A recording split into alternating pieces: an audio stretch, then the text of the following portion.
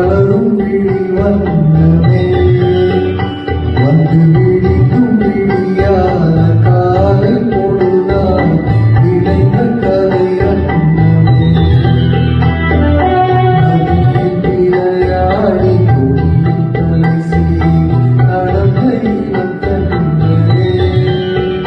வனப்பொதிகை மலை தோன்றி மதுரை நகர் கண்டு பொலிந்த தமிழ் மன்னனே